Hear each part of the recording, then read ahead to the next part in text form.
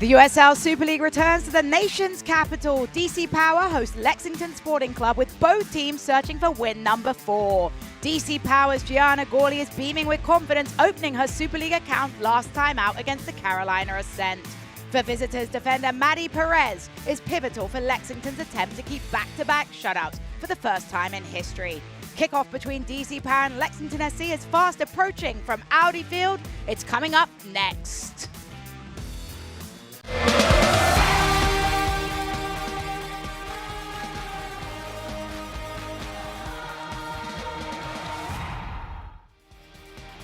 The USL Super League is back at Audi Field in a bottom-of-the-table clash that promises to bring the action. Both DC Power and Lexington Sporting Club have found their stride as of late, but are looking to add 3 points to flip their season around. Jessica Charman, Christine Cuba, our entire crew, delighted you're joining us on Peacock. For DC Power, their last match 2 weeks ago was a match full of fireworks and a newfound goal-scoring prowess. A 3-3 draw away at Carolina Ascent unleashed that confidence in Power's front line. Such a crazy back-and-forth game with lots of goals.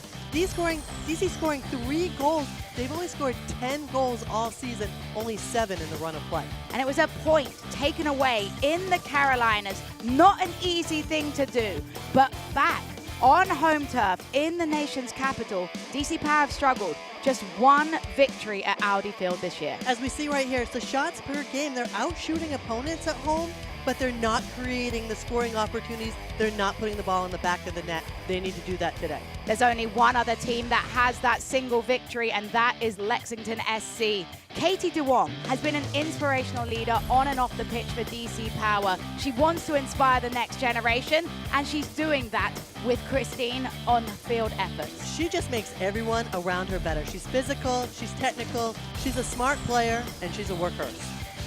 Today's visitors, Lexington SC, are certainly entertaining for a neutral. Their games always guarantee goals, but the issue for Lexington, it's goals on both sides of the pitch. They've conceded the most goals in the entire league, Christine. And that's why last week's tie against Brooklyn, it is so critical. It proves that this Lexington team can defend for 90 minutes. They're shutting down the #1 team in the league. Can they do that tonight? They haven't kept back-to-back shutouts all season long, but they'll hope to do that today. On the forward line, Hannah Richardson is a player that has enjoyed facing DC Power. She scored a brace, her first goals the last time she faced the team. And not only that, the goal was the goal of the month in the league. She's an integral part of this offense. They're going to need her in that front press pivot, and she needs to get scoring opportunities. Well, it's a beautiful day for the beautiful game in DC, and first whistle is just moments away. DC Power FC hosting Lexington Sporting Club. We've got every minute of it. It promises so much, and it's coming up on Peacock next.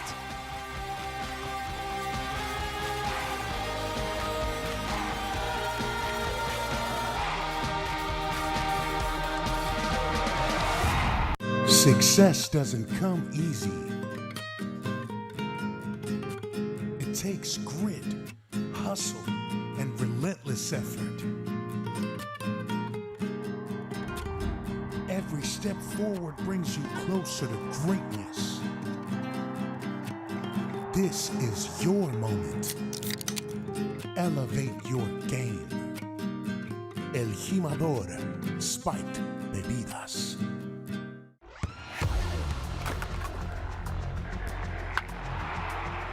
We all have goals. But let's be honest. Most of us aren't going to be professional athletes. But if your goal is to finish your degree, we can help. Come to a university that puts your goals first. Bellevue University, your partner in finishing goals.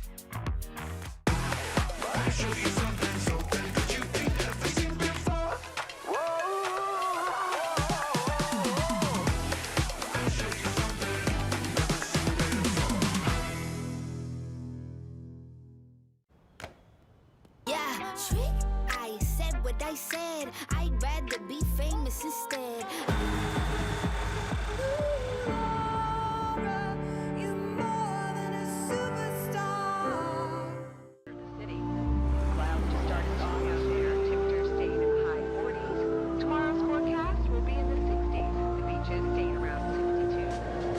From Audi Field comes a clash between two teams in the USL Super League with the most to prove. DC Power and Lexington SC are set to battle on the pitch for 90 minutes. Interim head coach for DC Power, Phil Nana, told us he was buzzing for this game, Christine Huber. Here's his starting 11. Here's the starting 11. In attacking formation, they've gone with a 3-4-3 actually all year. Defensively, it is going to switch up a little bit. We see Bagley up top. She's going to drop down a little bit defensively, and they're going to rotate around trying to hit Gorley as their top player. Now another interim coach, Lexington SC Sam Stockley, finally had a full week of practice to work with his side. This is the best 11 he sees fit.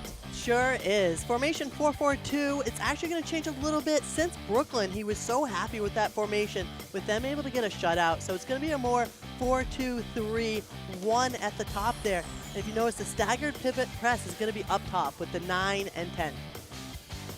What makes this matchup so fascinating is the fact that it's two teams that on paper bottom of the table, but with these new interim coaches, with this clean slate that both emphasize they've created, anything can happen. Jessica Charman, Christine Huber, our entire crew, thank you for joining us for USL Super League on Peacock.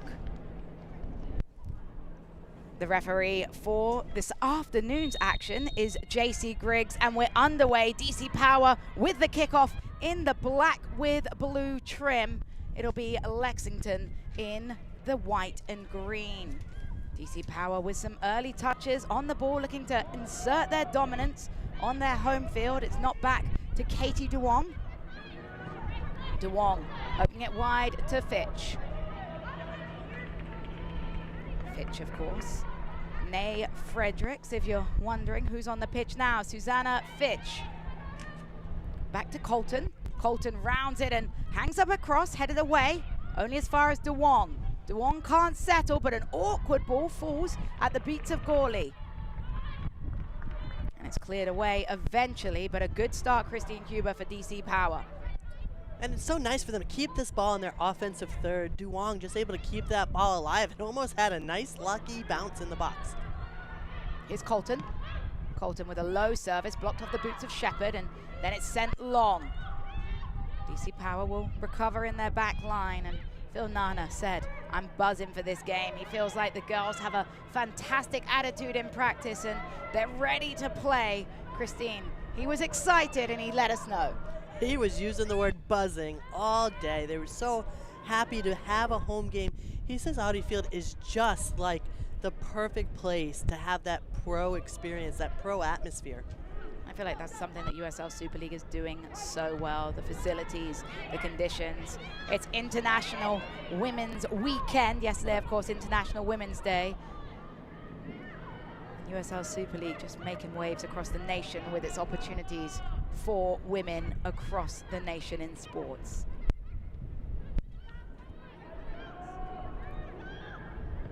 Big switch over towards Fitch. Fitch threading it down the channel. Great ball pop forward by Fitch in the end. It's a very good defensive play out the back for Lexington.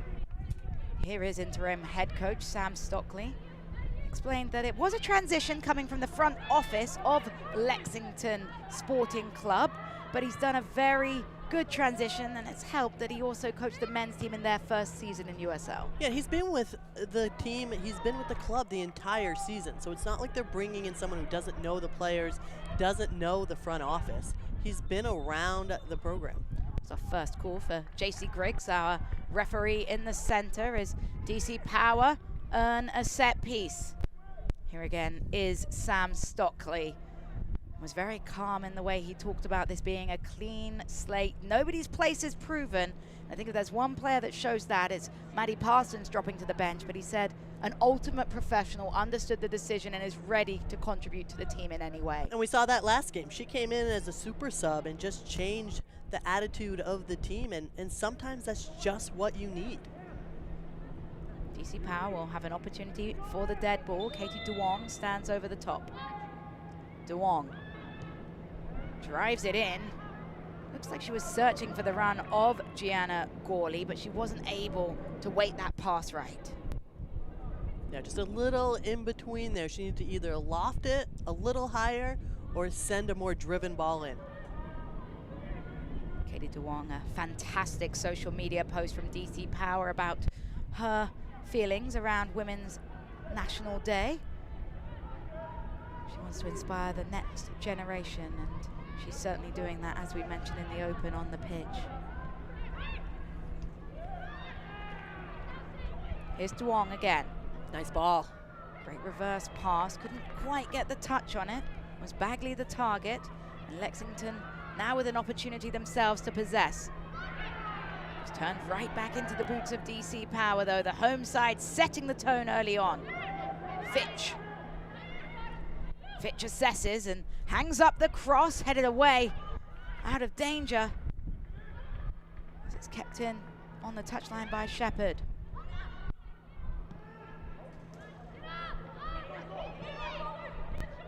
Fitch with a poor touch in the end, was cleared away, out of pressure by Claire Constant.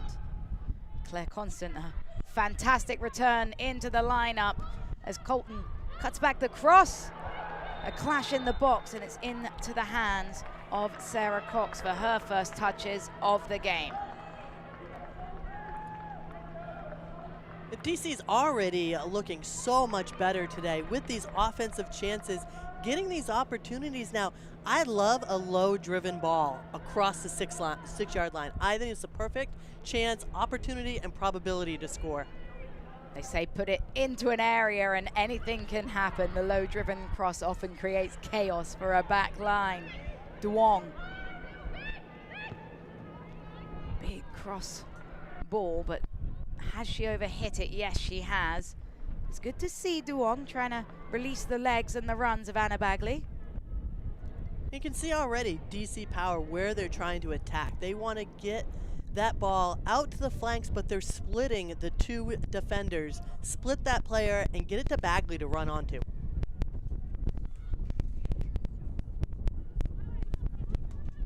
Wayward pass out the back as Lexington look to build. It's turned straight back into the hands for a throw-in for DC Power.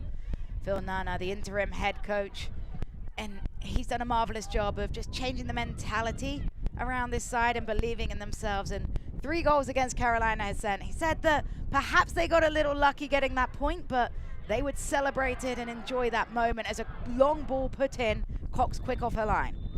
And I love his attitude towards the team, towards the program, towards the women. They have embraced him already in this short time. So we'll see how much that they're able to gain and how many points they can gain in the second part of the season. But already, I mean, scoring 3 goals last game when they only scored previous to that 7 in the fall season. I mean, just a turnaround. And if you want to count their own goal, technically they scored 4. I don't think Morgan Aquino would be very happy with that statement, Christine Huber. Goalkeeper union representation here from Jessica Charman on the broadcast. Protect your own. Lexington looking to try and turn it over. They do so. Autumn Weeks with a good step out of the back. Finally some touches with Shea Moyer, but the high press again fruitful, and Phil Nana very satisfied with his side. Gave Fitch a round of applause there for the turnover.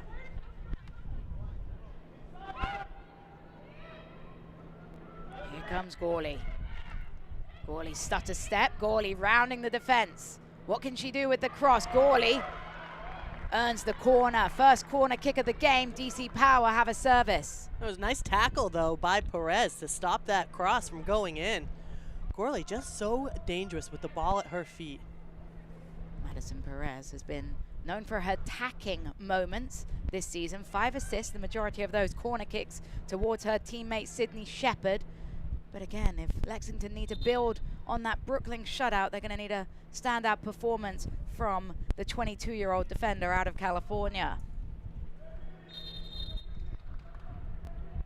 JC Griggs, the referee, just having a word. As DeWong now able to serve it in. Good service, falls towards Colton. Colton gets her strike off, but it's blocked away.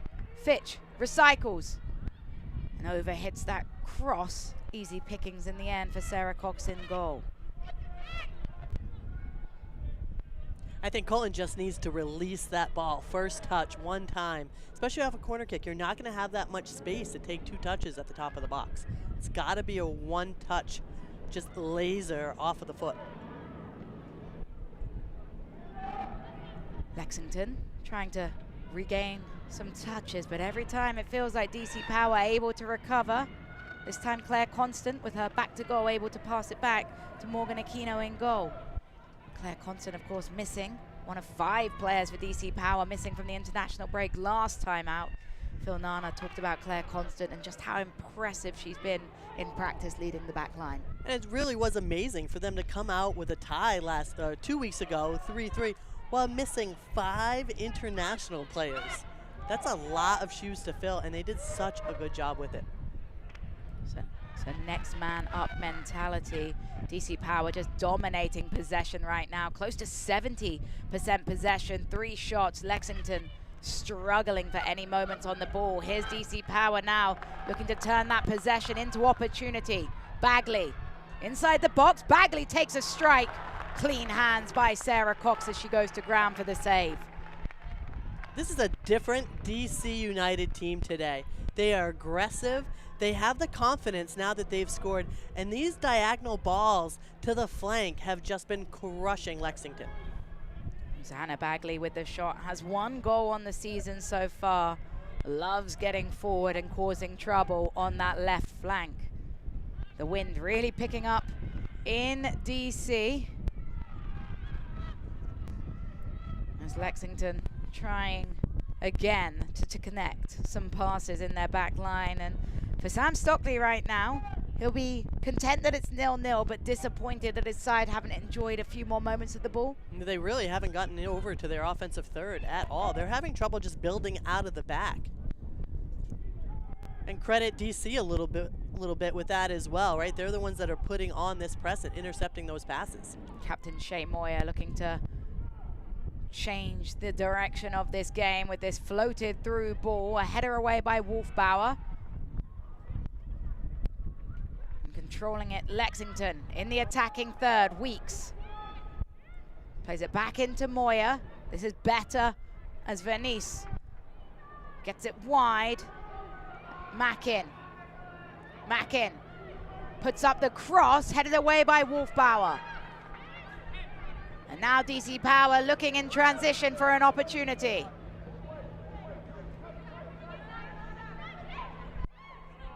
Gawley thought she'd taken a shove. JC Griggs, the referee, sees nothing there.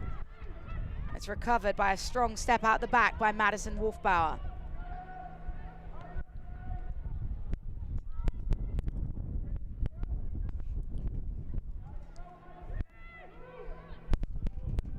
Claire Constant directing traffic ahead of her.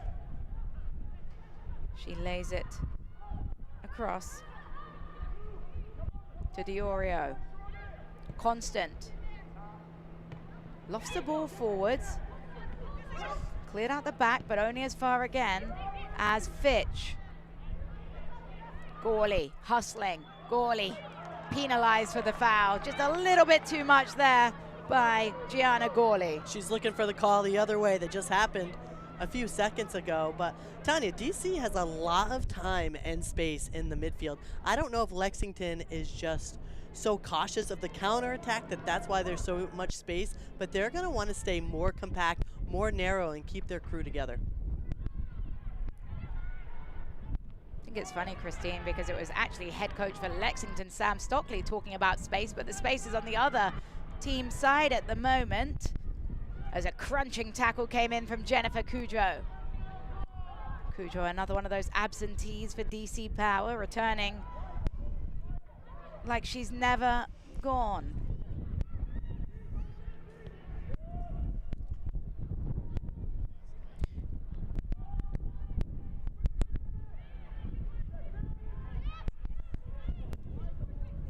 Perez launches it forward to Weeks. Weeks with a good first touch, better second touch. Her cross is driven into the body of Fitch. Richardson, nice little stop and go, and hangs this one up into the air on the backside. It's Bagley back to defend for DC Power. Smart defense to shield that one out of play. Seeing Bagley on both sides of the ball already in the first 13 minutes of action. Very smart defensive decision right there.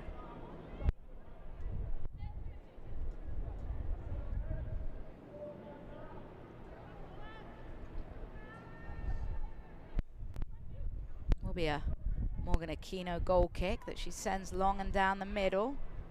Gawley, a little bit of a heavy touch, and the foul is actually called back for a play behind the ball. Cujo able to draw the free kick. JC Griggs blows his whistle.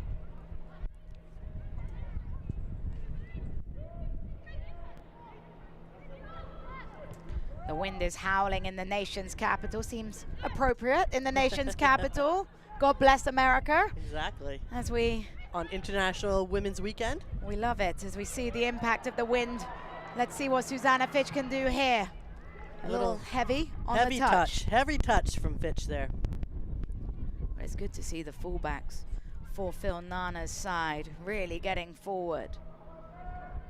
Susanna Fitch. If you're DC, you're happy right now. I mean, again, so much offensive production, so much in the offensive third. It's been all DC power through the first quarter of an hour, and they'll look to force another turnover here. Colton does so. Her pass is blocked, but she gets back onto it. Colton double teamed.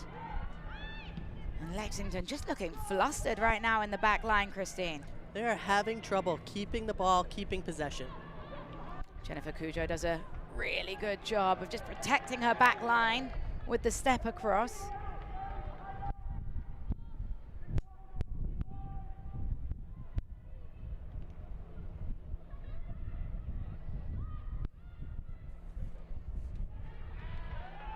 Dispossessed there was Claire Winter, the veteran. Plenty of experience across NWSL, arriving in Super League in its inaugural season. So give and go on this far side to Doyle. Nice stutter step to draw some space. As there's some calls for a handball from Lexington as an awkward bounce perhaps struck the arm. We'll have to wait for a replay. DC Power are able to draw the foul in the meanwhile. There are definitely some appeals from Lexington about a potential handball on Susanna Fitch. Yeah, let's take a look at this again and see what exactly happens, whether it comes up or not. Tough angle there to really make a decision, and honestly, that's the angle that the referee is going to see, so unless the linesman who's on the closer side can see anything, that's a fair no call. Bagley puts the ball in. Gawley gets caught a little off guard at how quickly it was fizzed at her.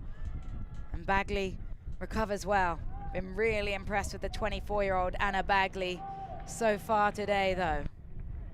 DC is obviously trying to key to her. They're trying to play her side, play her on those three balls, split the outside defender and the inside defender. Wolfbauer. Constant. Straight down the throat of Lexington as Gawley flicks it forwards. Here's Fitch. Fitch, driven cut back to the penalty spot. Great positioning by Lexington to be able to defend it. Excellent idea. Really like that ball from Fitch. Just a bit behind her teammates, though. She's got to get it in front of them. It's a chippy game right now as Nicole Vernis not happy that she's been called for a foul here. Let's take a look at Fitch, though, and it's the fullbacks right now doing a remarkable job, Christine, of service. She's flying up there. She's so wide open, and they could have even played it to her earlier. She had so much time and space. Love this ball. Just has to be a little bit more inside the six there. It was Nicole Vernis perfectly positioned, though, to clear away. She did then commit a foul out of frustration. JC Griggs quick to the whistle.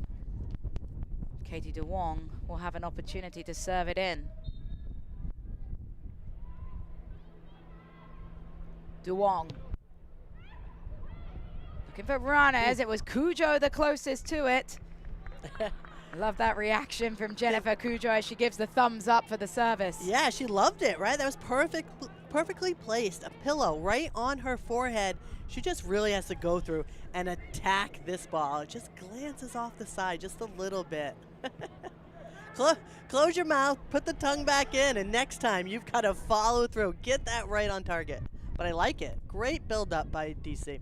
It's interesting because we're so used to seeing Jennifer Cujo in that number 6 role, shielding the back line, the Ghanaian youth international, formerly now 31 years old. But it was good to see her get an opportunity on the attacking side. Now it's Lexington attacking. Can they punish DC Power for not utilizing their possession to go ahead? They will earn a free kick. Called for the foul was Yuka Kurosaki. Kurosaki, of course, boasts the February Super League goal of the month. This time, she boasts being called for a foul. Lexington's still just unable to really keep possession, even when they have it. It's only 1 or 2 passes before DC either intercepts the pass or gets a toe poke in it to break it up. Who else but Madison Perez to be served with this opportunity? Keep eyes on Sydney Shepherd. Those two have connected multiple times already this year. Perez serves it in. It's headed off the head of Wolfbauer. And then the attempt over the crossbar came from Katie Doyle.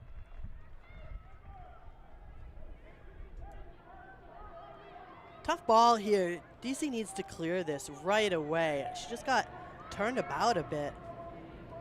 Lexington unable to finish. Tough ball though, bouncing around. Especially once it comes off and deflects off everyone. Tough one. But if you're Doyle, you want to hit that ball down. Hit that half volley bound down. Let it bounce right before the goal line. It makes it so tough as a goalie to stop. A turnover forced though as Weeks can't beat Wolfbauer with the pass. Kurosaki across to Bagley. Cujo trying to allow Bagley an opportunity to run. Does she keep it in? She doesn't. Unlucky there. Flanks are wide open for DC.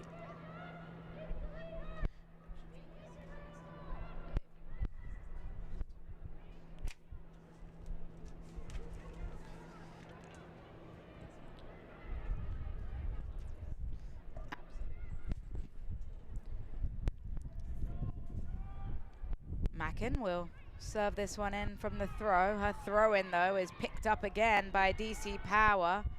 A turnover again from the visitors. Cujo opens her body. See if DC can get this switch over here.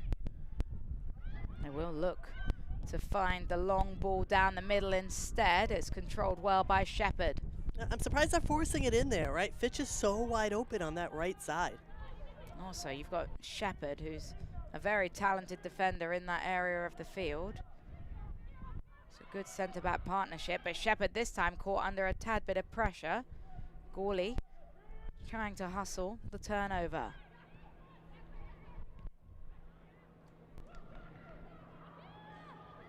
A dinked ball forwards. It's Katie Doyle on the chase. Doyle trying to go around Diorio. Doyle gets through the challenge, lays it across. White earns a corner kick, and a good opportunity now for Lexington Sporting Club.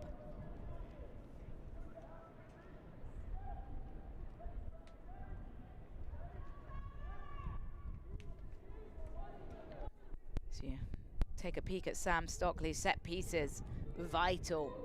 He mentioned the importance when you're not going to create necessarily in open play. Those are the times you have to rely on set pieces. That's been the story of Lexington SC as of now. He put in towards the penalty spot. It's DC Power first to head it on the volley. Ball crashing around, ricocheting. As a long effort, smashed into the back of the net. It's a wonder strike for Lexington against the run of play.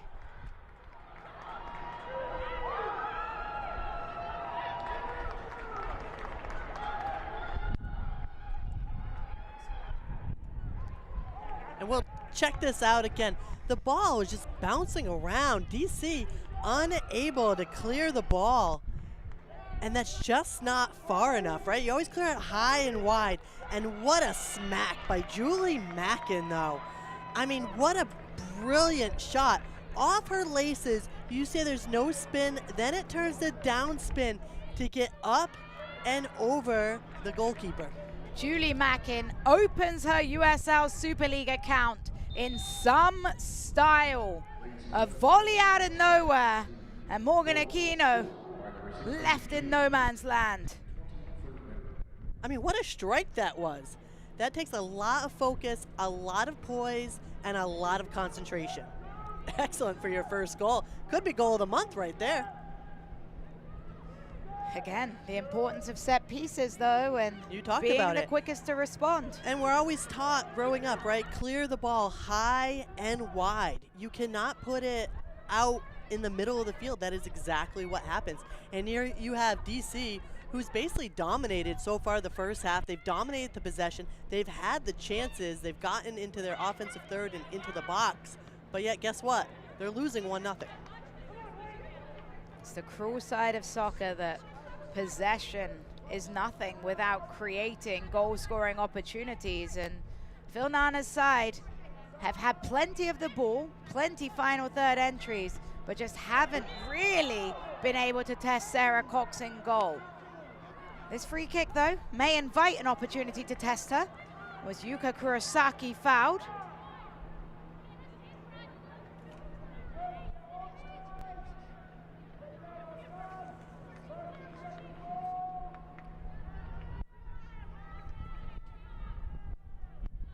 Duong looking to replicate some golden service we've seen from her this season. 2 assists on the year. Duong plays it short. It's looped forward by Kurosaki, and Diorio not on the same page. Yeah, she was unhappy with that one. Just trying to chip it in over the defense, but does not work. A little too much.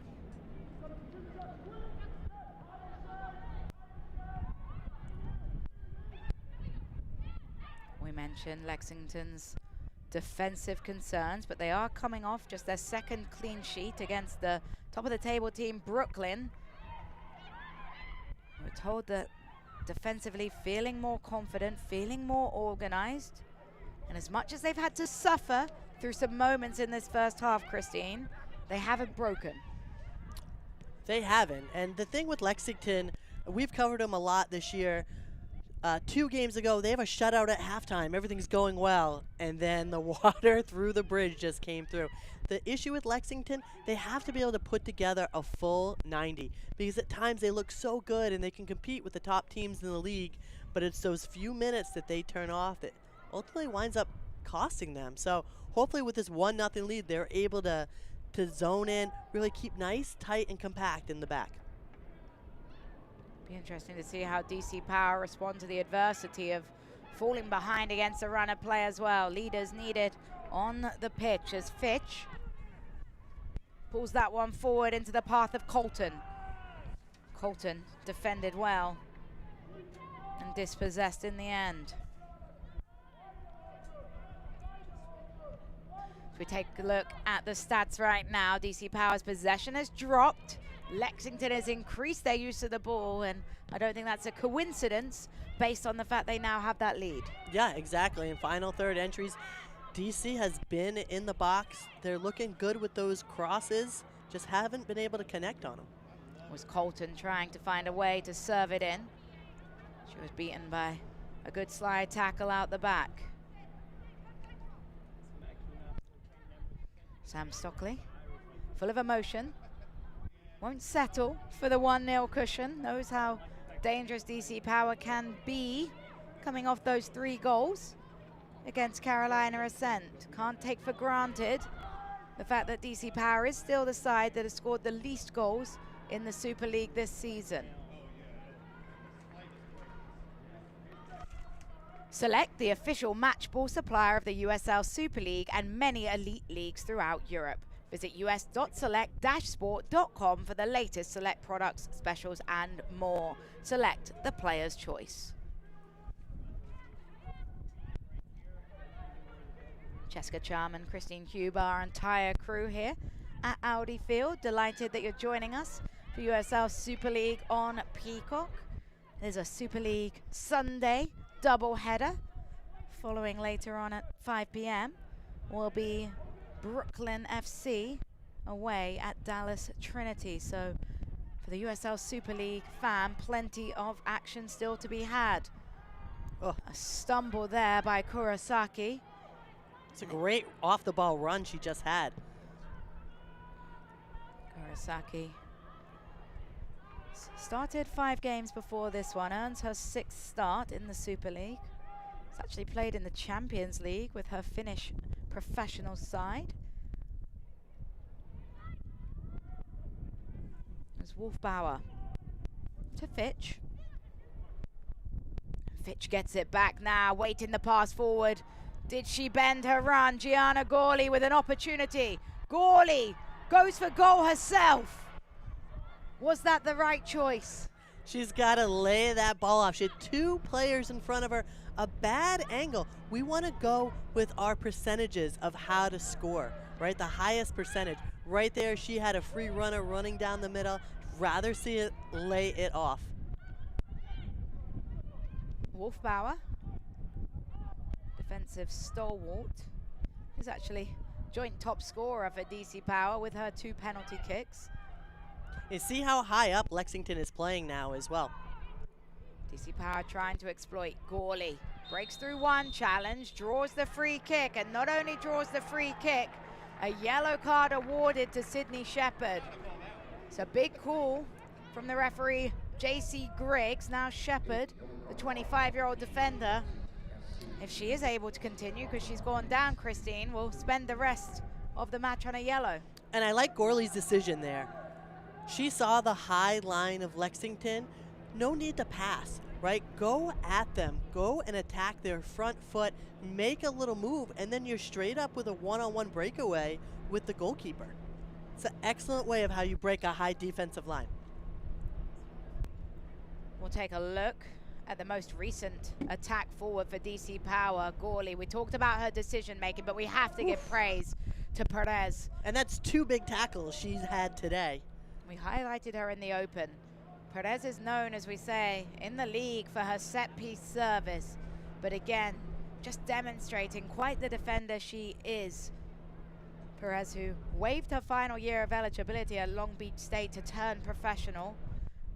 US Youth National Team product as well. Getting the opportunity to show what she can do in a slide challenge scenario.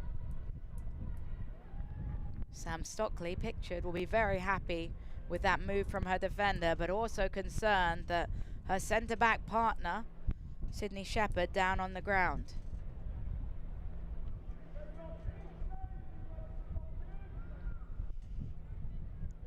Sydney Shepherd, who is featuring in her 16th game, scored 4 goals, hasn't found the back of the net since November 2nd against Tampa, but it's her and Perez pictured that have a fantastic relationship and chemistry on the pitch, as we see if Shepherd, able to walk off under her own power, is able to continue. The concern right now for Sam Stockley, though, Christine, is she'll have to set up to defend 1 player down from a dangerous free kick. A very dangerous free kick. We'll see who's going to take it if it's Duong. She has the power to loft it in, or honestly, from this distance, just strike it. I mean, Duong is that good. She can do either at a high level. We'll see what Duong has up her sleeve. And I'm just a little surprised if Lexington is only going to keep 1 in the wall. Duong is joined by Colton as well. Multiple options here. Go for goal. Colton, dummies. Duong plays it to Colton. Colton skips through the defender, winds it up, and it's into the back of the net. Off of the head of Diorio, but the flag is raised. It seems dubious. It was set-piece magic straight from the training ground, but it won't stand for DC. And a brilliant set piece this is. I was a little nervous. There was only 1 player in the wall, and DC read that perfectly. You either go for the shot or you send the next player, and your number's up. Even if she didn't get that cross off, there was still 2-on-1 inside the box. It was tough to see from that angle, but I do think Diorio perhaps drifted at first look, but Our positioning not as solid as the AR's, so inconclusive at best in our opinions. Yeah, and she's going to be offside on that cross in as she was just sitting by herself at the far post. But it's a beautiful set piece play. And if anything, what it does for Phil Nana's side is it builds confidence. There's that confidence. Going to take another peek at a different angle of the set piece. Christine, break us through. Does it look like she's just drifted offside? Yeah, I think that's a little bit. And don't forget what we're talking about. Lexington's playing a high defensive line, so that's part of it. Dureo's floating forward as the Lexington line is moving up to try and stay compact, and that's part of it. So can DC react to it, especially for the rest of this half? Do they recognize that? And can they go and attack that defensive line on the dribble, or their runs have to be east to west? It has to be side to side run so they're not called offside. A growing moment for the home side at Audi Field, though. So they created an innovative set piece series to attempt to break the deadlock.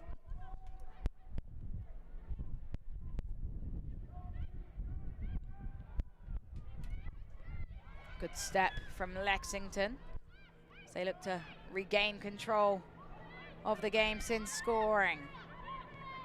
Weeks back to Shepherd, who is now okay, but is playing on a yellow card caution.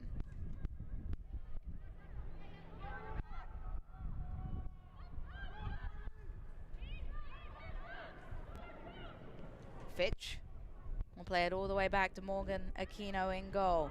Constant to Wolfbauer as DC trying to play through some pressure.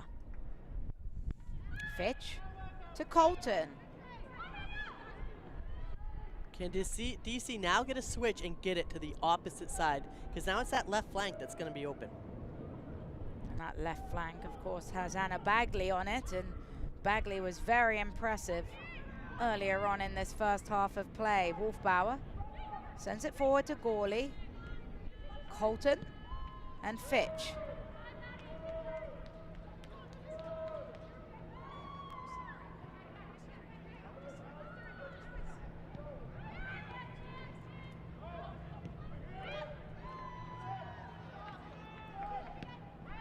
Shepherd. Her pass is picked up by Duong, and Gawley is absolutely trained, and she's absolutely trained by Sydney Shepherd. Who's already on a yellow card, by the way. And that's the concern right now. JC Griggs is going to have a stern word with Sydney Shepherd, who I think is getting rather close to becoming the first player in USL Super League to receive her marching orders. Could be. I mean, this is just a little unnecessary, a little overplay, just unable to control her body to stop, which is fine, right? We want everyone to be aggressive. The problem is she's already on a yellow. And 55 minutes left in the game. Sam Stockley may have to think about how he adjusts his back line in order to preserve 11v11. And don't think that JC Griggs, the center official, does not keep that in the back of his head as well. Will lead to another service. Last time out, it found the back of the net. Was called back for an offside decision on Diorio. Katie Diong will find something different from slightly deeper here. Duong serves it in. Wolfbauer chests it down. Cox comes out quickly. I want Duong to be my teammate because she just sends in the most perfect balls into the box. Just a nice, fluffy little cloud, and all you have to do is redirect it and finish it on goal. It's just she's pinpoint with it. It's hard to believe that with that sort of service, DC Powers only scored 7 goals in the run of play, 10 total in the inaugural season. Lexington with the quick throw. It was an impressive defensive effort by Diorio to get back to challenge.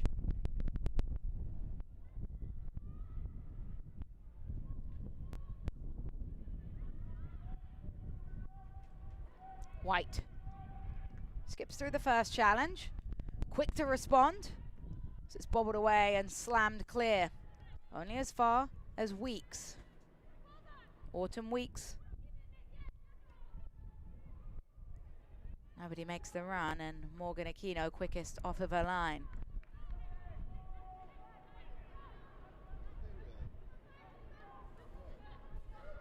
Wolfbauer to Fitch. And Fitch with green grass ahead of her opts for the quick direct ball forwards. Kurosaki chases. And Cujo trying to press high on the defense of Perez, who just slams it clear. It's getting a little scrappy in the waning 7 minutes of the first half, as DC Power would love to draw level before the halftime break.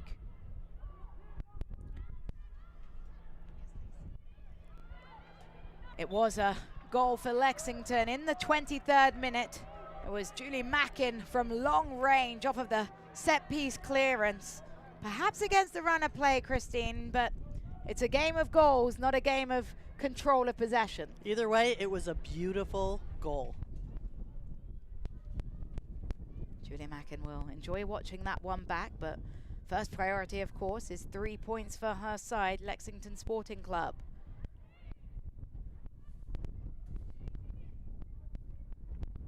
Would be the first time if this score stood, and a lot of soccer still to be played, but the first time that Lexington Sporting Club had back-to-back clean sheets. They've only kept 2 on the year. And obviously were able to shut out top of the league Brooklyn FC last time out. It was a draw that Sam Stockley said he allowed the team and himself to celebrate, even though he wouldn't usually do so. You don't normally celebrate ties, but you know what? It's the small victories, and they deserved it. I mean, they're shutting out. Brooklyn has so many scorers that you can't just shut down one person. So for them to shut them out. Beautiful little give and go. Cujo is able to recover. A vital touch off of the heel of Cujo, because Lexington almost had an opportunity 10 yards from goal.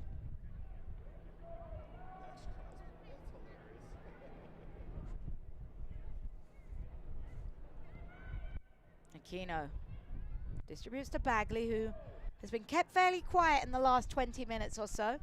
Hannah Bagley, who was electric early on in this game. It's been defended well.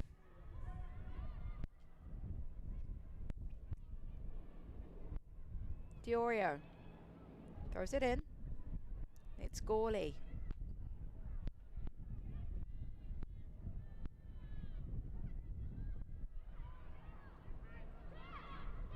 Shepherd recovers. Shepherd on that yellow card and a little bit of hot water. Be interesting to see at halftime if any changes are made, subbing Shepherd out just because of that yellow card and her aggressiveness and relentless. Or tactically, if DC Power shift, if she does stay on the pitch, to really try and target attack her. Yep. Cujo to Colton. And Colton with a fantastic turn of pace. Colton has the runner ahead of her, slips it in. Just wasn't able to connect with Gawley, and it's aggressive, positive goalkeeping off of her line by Sarah Cox. Excellent idea there by DC. Just a little more bent with the inside of the foot, bend it away from Cox. But Cox was able to read that. I mean, she saw the runner down on her right side. Weeks charging through one challenge. This time Fitch is able to recover back to Wolfbauer. Cujo really the metronome in that connecting of the midfield and defense as a checking in player.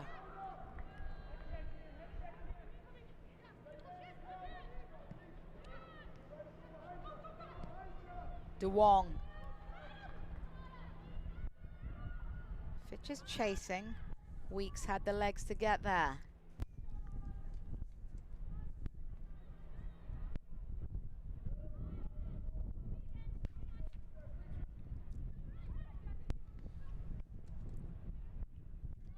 Lexington looking to just starve DC Power of opportunities now by keeping away the ball.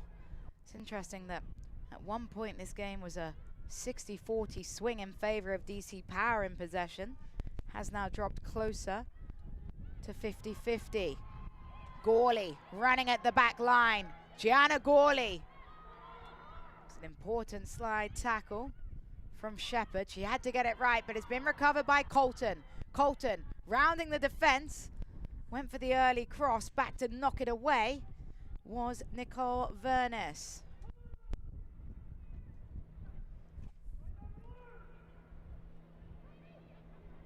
Here's another corner kick for DC. Their second of the match.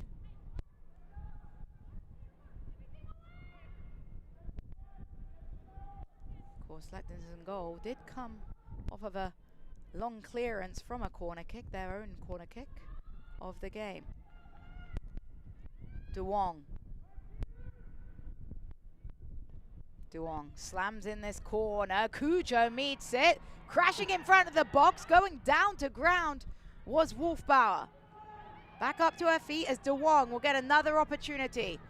Reversing it with her left foot this time. Wolfbauer knocks it down, and just wide of the mark is Claire Constant. DC Power inching closer to an equalizer. I mean, it was right there. I mean, they've had so many bounces to their feet and just get decked in the box, but I tell you, just missing by a little bit on this shot, just going a bit wide, but it's such a perfect bounce right to her feet. And I'm not sure if Cox was able to shut down that angle, which forced her to go left instead of going right where the goal was more wide open. Phil Nana just wondering what his side have to do. Just saw in his reaction a little frustration as it gets closer and closer to equalizing at Audi Field. Referee has indicated 2 additional minutes. We'll see if this scoreline can change again. It's Kurosaki across to Gorley. Gorley deflects off the header, Shepherd, and Cox can't keep it in. He'll go out for a DC Power corner. Not a bad way to end the half. I just feel it's so dangerous anytime Duong's taking a set piece, even if it is a corner. Her crosses are just so good. Puts it on a dime. She's getting plenty of practice today. This one, corner number 3. So plenty of free kick serves in as well. Duong, driven again. Cujo the target. On the volley, a smashing strike. It was Kurosaki looking to replicate her goal of the month effort, but Sarah Cox with a very good save. Kurosaki with a great strike here. Tough ball, and Cox able to read that, protect her post over there. Came through traffic for Sarah Cox. A difficult save, but results in corner number 4 for Power. And you feel it building from DC. They don't want the halftime break to come, but it will, as Duong. This one slightly different of a service. It's easily cleared away, and DC Power slam the opportunity as Lexington volley it clear. Sam Stockley just desperate to keep his side organized. I think we disturbed their dinner over there. Looks very lovely, doesn't it? The ultimate experience at Aldi Field. Make sure you're supporting your USL Super League club in person as well. Plenty of fantastic game day experiences. That'll be it for halftime from Aldi Field. Momentum was there for DC Power, but it was Lexington SC with a Julie Mackin goal in the 23rd minute that sees the visitors ahead. Jessica Charm and Christine Huber. Christine, it was a struggle for Lexington at first, but they grew into the game, and after the goal, they looked more comfortable. They weren't able to keep possession or connect passes in the beginning of that first half. Once they settled in, they started to read what DC was giving them. They were able to create more. And Perez on the back line, I mean, 2 crushing slide tackles that have stopped DC. DC having the chances, having the opportunity, getting in the final third, but unable to convert. DC Power grew into the game again after maybe being a little flustered from conceding. That series of corners at the end looked dangerous for the home side. Yeah, and they're keeping the ball in their offensive third. Duong's so dangerous that those crosses, she's just so accurate, it makes it perfect for those corner kicks. We're now joined by goal scorer Julie Mackin. A cracker of an effort, Julie. What were you thinking as that ball dropped towards you? I've done a few in practice. I just touch hit in that position, so practice makes perfect and got to do it in the game. So yeah, absolutely. Felt good. Brilliant strike there. Right now, you're working on a shutout. What do you have to do to preserve this shutout in the second half? I think we just need to do a better job of keeping the ball, moving within the lines. We're possessing okay around our back, but we need to find our midfield more and get the forwards more balls and just stay composed along the back line and make big plays and keep working hard. Well, Julie Mackin, congratulations on your USL Super Thank League debut goal, and good luck in the second half. Still so much more to come in this match. A valiant effort from both sides as Lexington Sporting Club tie 1-0 versus DC Power. We've got more to come. Stick with us here on Peacock. Success doesn't come easy. It takes grit, hustle, and relentless effort. Every step forward brings you closer to greatness. This is your moment. Elevate your game. El Jimador Spiked Bebidas. Morgan defending. Ramirez is in behind the keeper and scores! Marley Canales with the cross. Richardson tapped home. Bedoya launches and tucks it into the top right-hand corner. Whoa! Say man by Alpizi.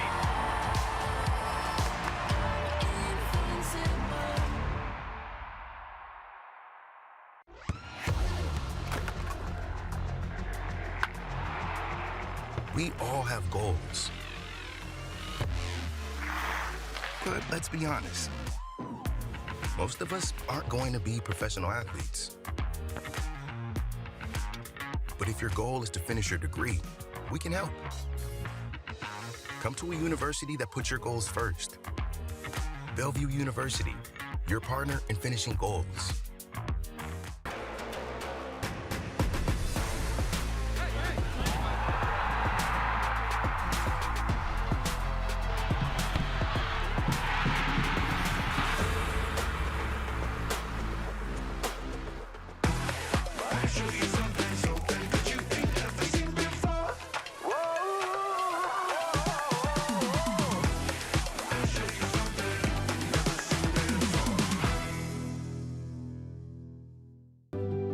Pain doesn't care who you are or why you hurt, but pain can be mastered if you know the way.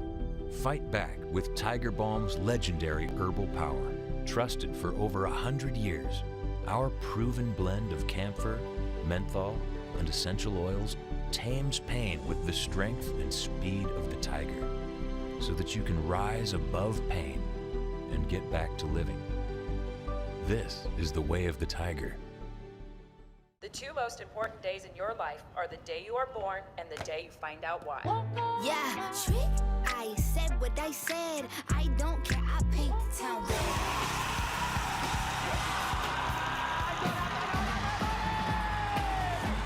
If you can survive this, it's going to make the whole story that much better. The bright horses are broken free from the fields.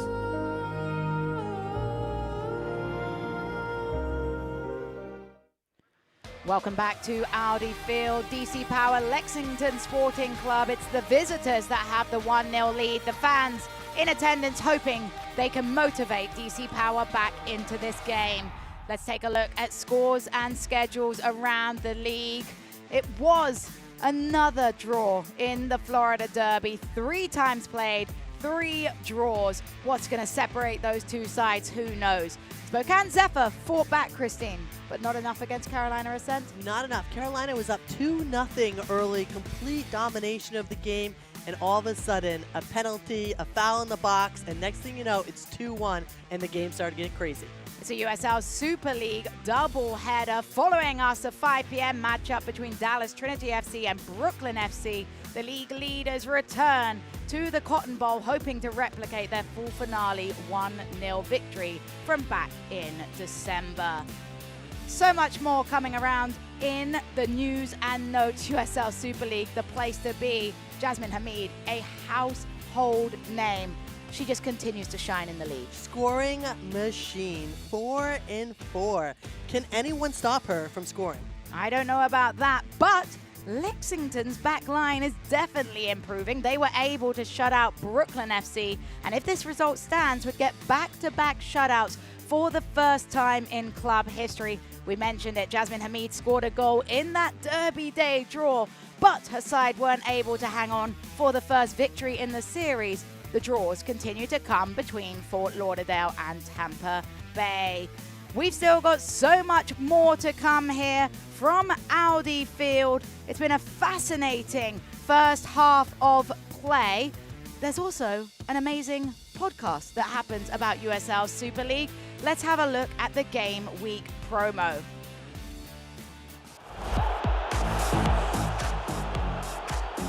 Marion, the team of the month of February was announced. We're breaking it all down on the show, but how would you rate this team? I would rate it a 7 out of 10, and it might be our favorite 5-a-side that we've ever done. Anna, what was your favorite part of the show this week?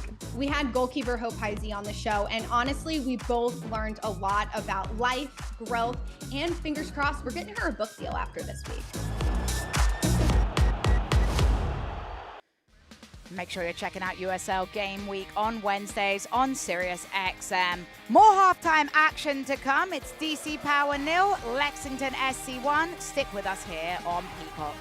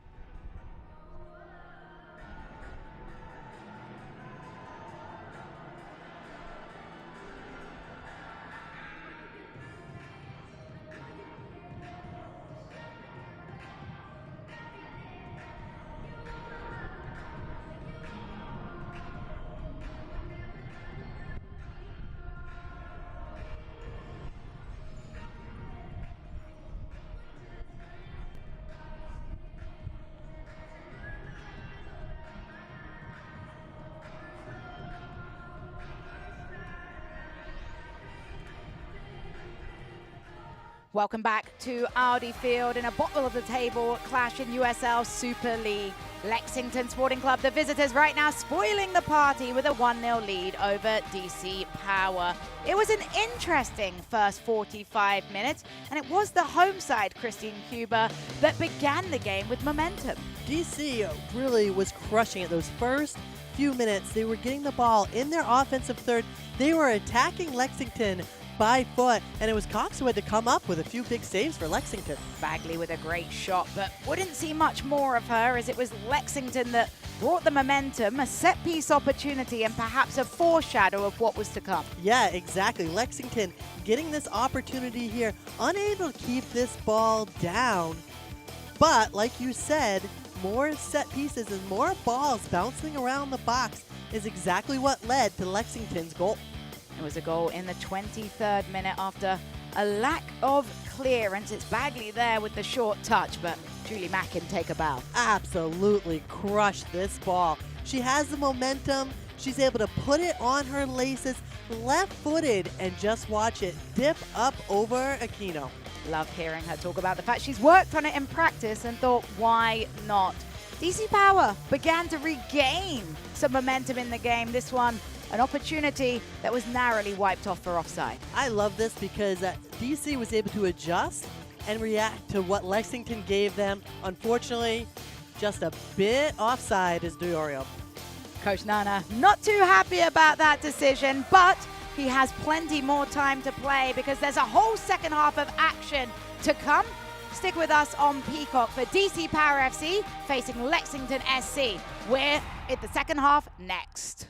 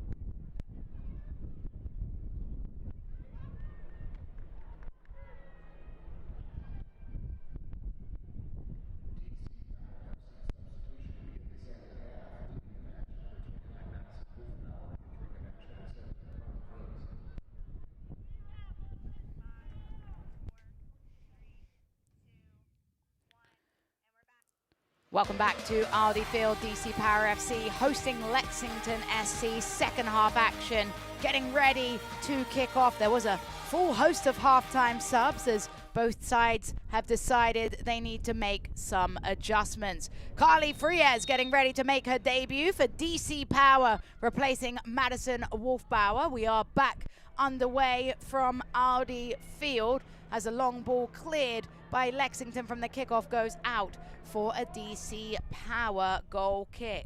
For Lexington, maybe they listen to us because Sydney Shepherd has taken her bow on that yellow card. She'll be replaced by Corey Sullivan. Autumn Weeks also making a change on the back line.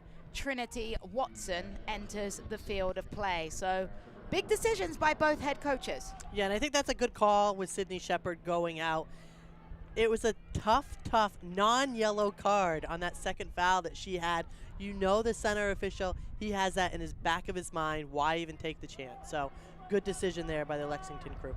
Now, Carly Frias for DC Power boasts an impressive international resume for the Philippines national team. Has played in the World Cup, 12 goals in 37 caps. So the firepower that DC Power needs. But right now it's Lexington's forward movement that is eventually displaced by Jennifer Cujo. Ball forward for Yuka Kurosaki, unable to be kept in. Lexington will have a throw. Christine, for me, that signifies that both interim head coaches, Sam Stockley for Lexington and Phil Nana for DC Power, know that they need to make adjustments to gain a result. And I don't even think a result. They want 3 points. Each team needs these 3 points to move up in the table. Again, it's top 4 teams going to playoffs. At some point, you can't settle for ties. You have to start going for wins. And I think we're going to see that across the league in this entire spring part of the season. Mackin, the goal scorer, with the throw. She'll get it back for a service now. Mackin playing give and go, and not the smartest pass as Hannah White in an offside position behind the backside of Diorio.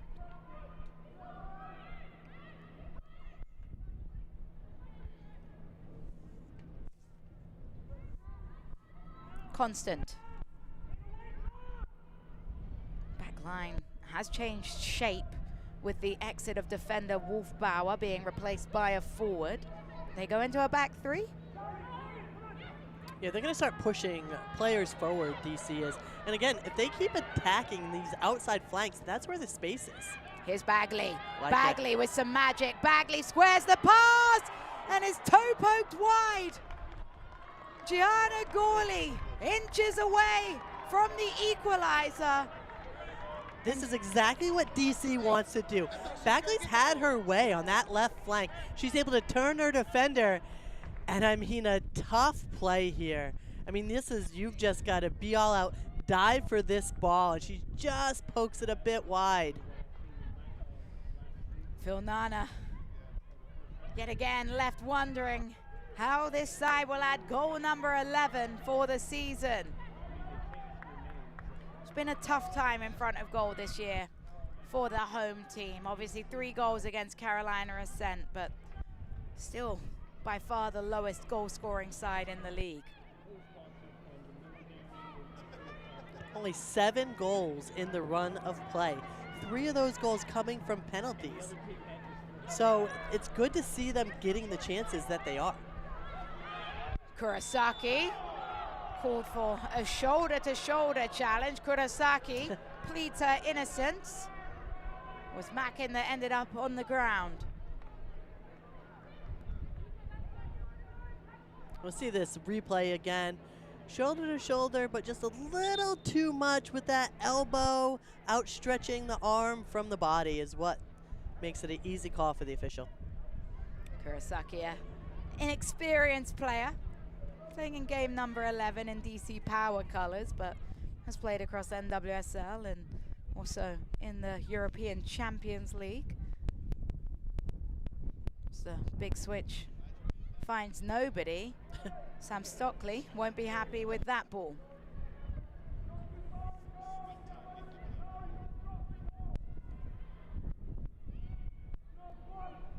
Giveaway on the edge of the box, but DC Power bailed out by JC Griggs' whistle.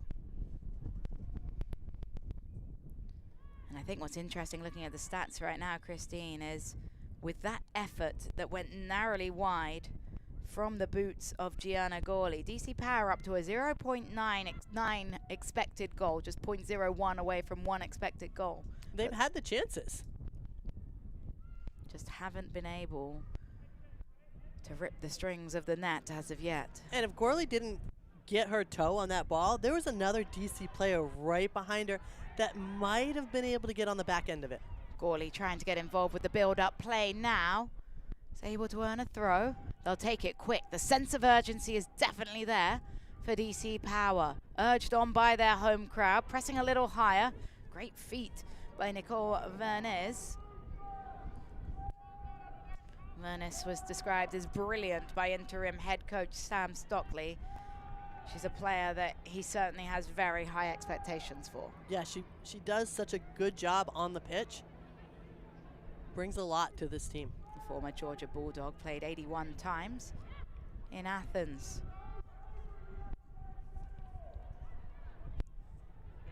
Cox whiffs the clearance. And with this 3-back system now from DC, Lexington has to look to attack this outside right flank is where they need to look to put the ball. As you saw before, Sarah Cox didn't do that. She took it back to the left side where everybody was. Gawley into the box, can't make her touch stick. Does get onto the leftovers, and Cox has to clear it away for fear of a back pass. This is where Lexington has to pick up their mentality. They have to be strong. They have to limit or eliminate all mistakes in the defensive end. Feels like DC Power has started this second half in the same way they started the first, with waves of momentum, and they've earned themselves a corner kick.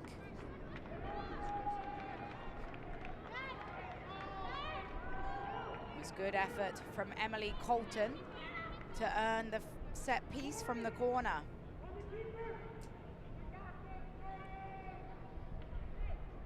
It's corner kick number 5 for the home side. JC Griggs just having a chat with the positioning of Bagley in front of Cox, protecting the goalkeeper. It's who else but Katie DeWong to serve it in. DeWong, great ball, is headed clear, only as far as Kurosaki over the crossbar. You think at some point she's going to hit one of those. I mean, such concentration here. Lexington unable to get a good clearance out. And don't forget, that's how Lexington scored on the opposite end in the first half. Yuka Kurosaki with dream technique, just got a little underneath it on the volley. I love the one-touch strike. Cujo tried to find Gawley, was well defended by Perez. Diorio. Amber Diorio, who thought she had scored the equalizer, only to turn and see the official's flag raised for offside. Bagley, great ball from Bagley to Gawley. Gawley is deemed offside.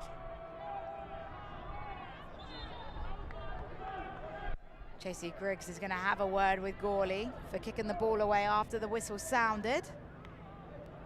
Glad to see him use a little bit of leeway, because don't need to see a yellow card in that circumstance. Definitely not. She says, my bad, it's fine.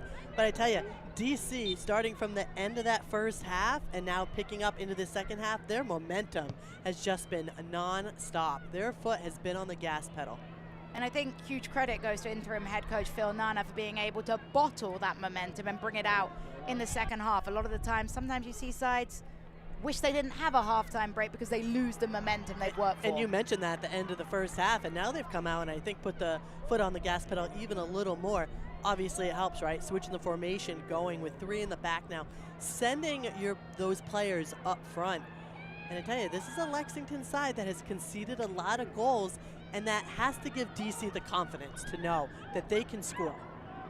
And I think on the flip side for Sam Stockley, he can say his side is feeling confident off of the clean sheet, but there's still a side that's conceded the most goals in the league. There's going to be some nervousness across that back line as DC Power create chances. And the way Lexington has had this year, it's been those mental mistakes. It's almost like every player, a different player every game has a mistake that just winds up costing them a goal, costing them a shutout, costing them 3 points. Ball is recycled, and let's take a look at just how close this game has been on the stats. It hasn't been close at all. DC Power, 14 shots, but it's the story of their season with the conversion rate, just 2 on target. They have to find ways to test Sarah Cox in Lexington's goal more. They do, and it's just higher probability of chances. Constant is dispossessed by White. Takes a challenge coming in from Cujo, which awards Lexington their first corner of the second half. You know, if you look at the shots that DC has had, they're coming from outside the box. A lot of long-range shots. A few of those times, Gorley could have just crossed that ball in, put it across to the penalty spot, and then someone can put that in, finish it for her. This corner number 2 for Lexington Sporting Club. Nicole Vernis in her 4th match, playing for the side, coming straight from college with UGA. Vernis is headed down, crashing around. A couple of awkward headers. It's volley clear, and a head injury will pause the play. Real concern for DC Power right now. I saw a physical challenge going in. It's Claire Constant that's down on the ground, and Phil Nana right now using this opportunity to get some players over to regroup. We'll take a look quickly at the contact, and just too much bouncing around in the box for me as we see that head-to-head contact there. Good job by JC Griggs in stopping the play immediately and getting medical attention. And Claire Constant, such a pivotal player, returning from international duty with the Haitian national team. She's a former Gatorade Player of the Year for high school out of Virginia, and has continued to make a name for herself this season in the back line for DC Power. If you're joining us late, let's have a look at how we got here into the 1-0 lead for Lexington Sporting Club. It was a fantastic strike by Julie Mackin. It really was, and this is just a missed clearance by DC, not able to clear it high and wide, just a soft clearance, and you know what? She takes complete advantage of it. Julie Mackin, her first goal in the league, and it's a beautiful one. And I think it gets better every angle you see Yeah. it. The technique, the power, and the moment for Lexington, who know the importance of this game. This was a match that, for both sides, both coaches told us they were very aware of the must-win nature. And right now, Julie Mackin has the game-winning goal if it stands this way. And must-win means that DC right now is going to keep throwing players up, throwing players forward. We know Lexington has a 1-0 lead.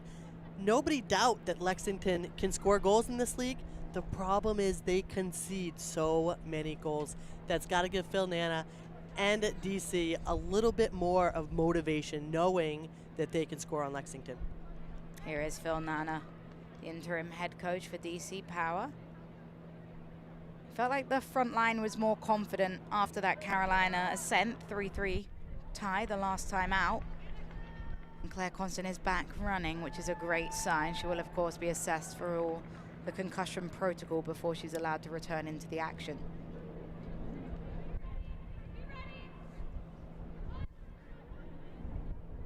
Claire Constant heads straight to the line. She is ready to go and ready to continue in the back line. The good news is it will restart from a DC Power perspective as a free kick.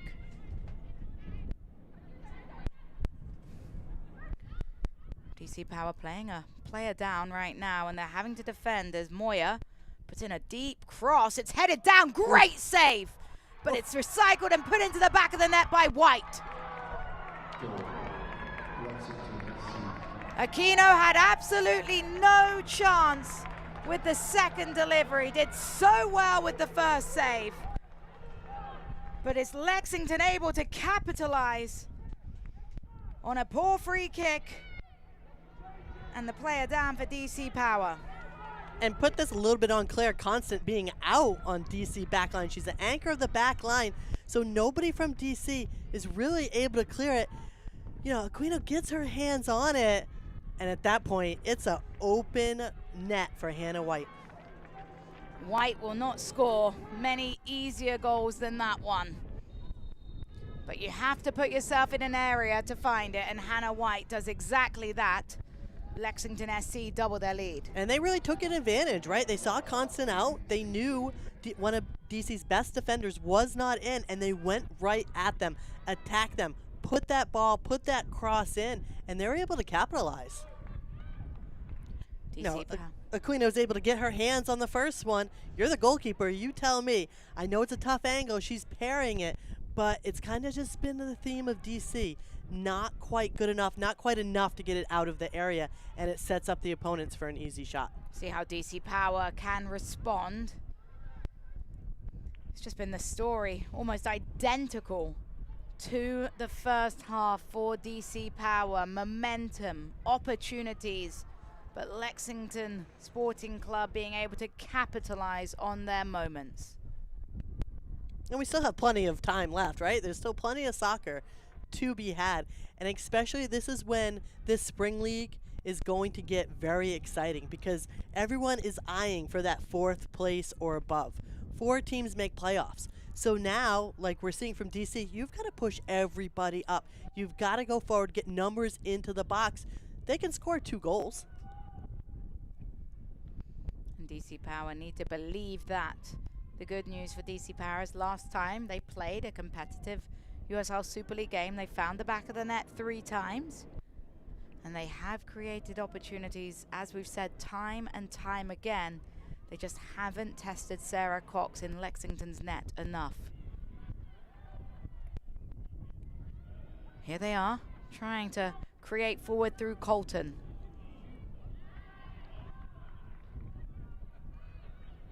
Constant back in the game. Have to wonder what would have happened if she'd have been in the game still. As Cujo with a full spin, and Duong. Duong through to Gorley, and I have to think Gianna Gorley's probably wondering what might have been if she'd been able to find the back of the net on that toe poke earlier on in the half. And those are the type of chances they want to replicate. Duong with a big switch forward, looking for the runner Colton. Cox quick off of her line.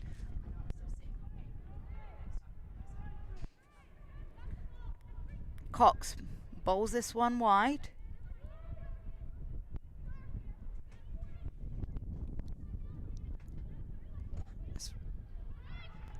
Cujo onto the loose ball.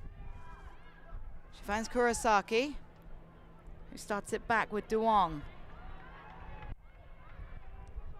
Friez puts in a nice ball towards Bagley, and yet again Sarah Cox, who's working very hard for another clean sheet to add to her name. Cox is doing well today, really dominating her box, getting out there, being aggressive, being physical, putting her body out there in order to save the ball, and this is exactly what Lexington needs. Cox had 40 saves coming into today's game. She continues to add to those. Every Wednesday, listen to USL Super League Game Week, a deep dive into all things Super League with hosts Marion Crowder and Anna Whitty. Follow along all season long on SiriusXM's app. Bagley picks the pocket of the defender, and she'll start back with Cujo. Flint dinks it forwards. Nice touch by Friez. Friez in her debut earns a corner. Been impressed with Carly Friez when she's had opportunities to get forward so far in her first minutes in a DC Power jersey. And you were hoping to see her play tonight, so let's see if she's able to bring something to this DC team. Brings World Cup pedigree into the team, featuring for the Philippines back in 2023. Will be Katie Duong with another corner. Duong drives this one towards the penalty spot, headed clear only as far as Constant. It's a combination of hands in the end. Looked like it struck Cujo's hand last Between Kurosaki and Kujo, it's a turnover again for DC Power.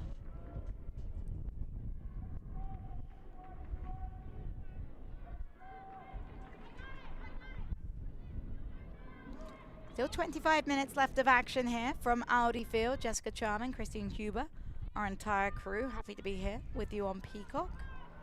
Reminder, a 5 p.m. match follows here on Peacock as Dallas Trinity play Brooklyn FC. Sullivan, one of the halftime substitutions, earns her side a corner.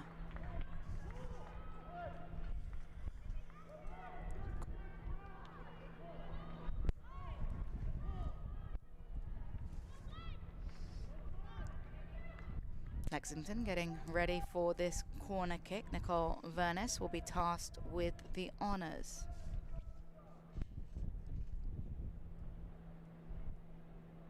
An outswinger.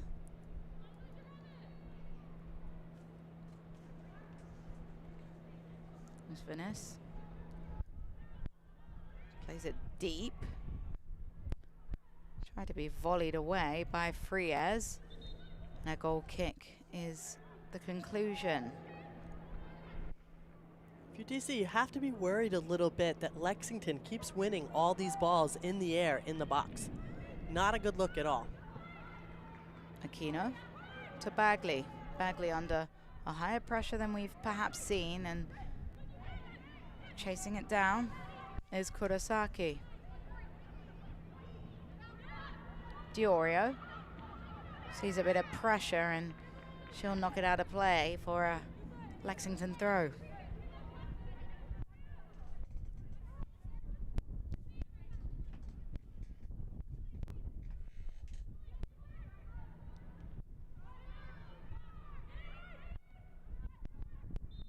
Late challenge on Amber Diorio. It was Julie Mackin with the contact. Good to see her go check on Diorio after an awkward landing.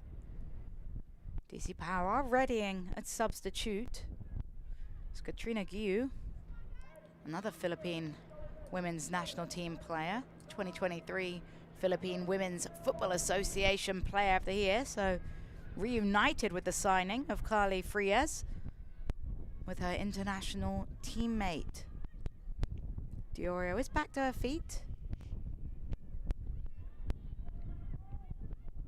Constant to Diorio.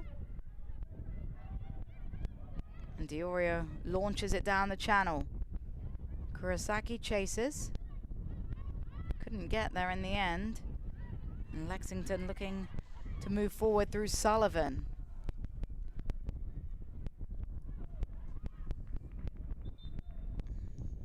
Will now be an opportunity for that substitution to take place. Coming out is Katie Duong. She'll be replaced by Katrina Guiu. Duong had a great game today. She's so clutch for this DC team, sends so many great balls in, and she takes all their free kicks as well. Are you a little surprised to see her I'm a little exiting the surprised pitch? by this.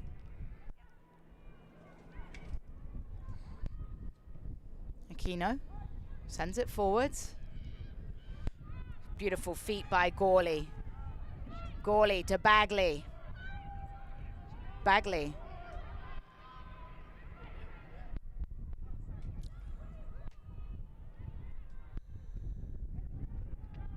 Colton trying to get round the defense, unable to do so. As Sullivan.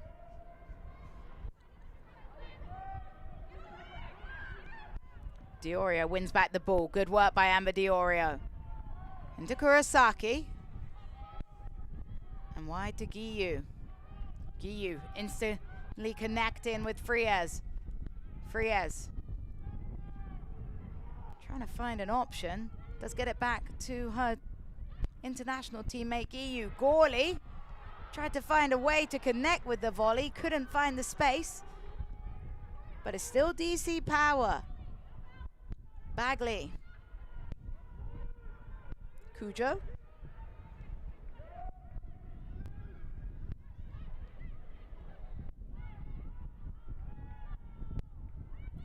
Fitch puts in the ball. And into the hands of Sarah Cox, who has been busy in terms of reading plays well. A couple of good saves, but not as busy as DC Power would have liked her to be based on the amounts of chances and final entries the homesiders have. And I think what's going on with that, right? DC, they're playing pretty soccer. They have good individual players. They're just not putting themselves in good scoring opportunities. Yes, they're getting shots, but they're not high quality shots. And if you're going to look at how they've played all year, including the fall season, that's kind of been it, right? They finished the opportunities when the defenders have made a mistake or sent them easy balls or they've made their penalties. But as far as only 7 run of play goals, that's part of it, right? Can't settle for an outside shot. Work the ball around. We've seen Gorley absolutely dominate on the outside flank, but she's taking shots at tough angles, right? As a goalkeeper, you know you're going to be protecting that near post and there's not much space. I'd rather see the ball go low, hard, across the goal mouth, make that keeper, make the defense shift over, and you have a wide open goal. It's a quality over quantity thing, and DC Power may have had the quantity of shots, but as you're saying so rightly, Christine, they haven't been quality. 100%. Cujo, who has put in a shift today. Feels cruel that right now she's on the side of the losing team if the result stands. A late challenge came in from Claire Winter. Just caught the heel of Bagley.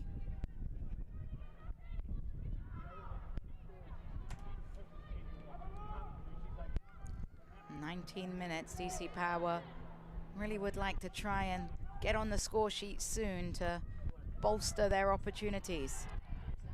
Great touch out of the air as Colton threads through a nice ball. And it's into the hands of Sarah Cox. Cox just wasting a couple of seconds adjusting her shin pads. Every second could matter. Soccer IQ, we will call it. And Cox on her way to another shutout. Just shutout number 2 on the season for her personally. Would be the team's 3rd shutout if the result stands.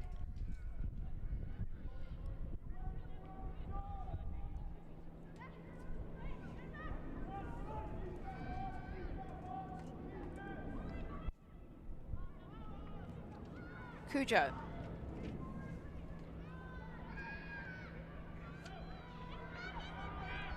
Driving forwards is Frias. Frias is able to connect forward with Colton. Just a little over hit. In the end, it's swiped clear by Perez. We will see the substitution coming in now. Claire Winter coming out of the field of play. She's replaced by Libby Moore.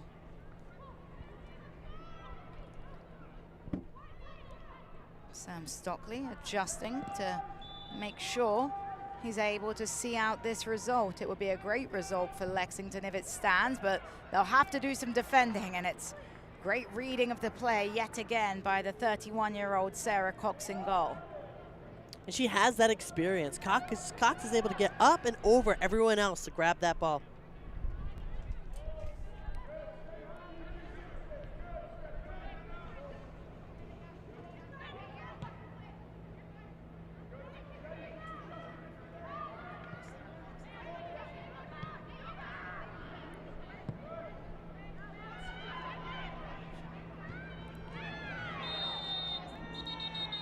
Things are getting heated as a late challenge came in from Hannah White.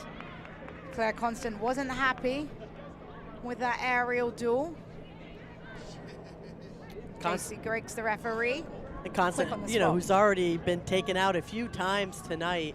And a lot of these, that's fair enough. I mean, they're both going for the ball. I was going to say we have seen a few late hits from Lexington. But that's fair enough play. Both players had their eyes on the ball there.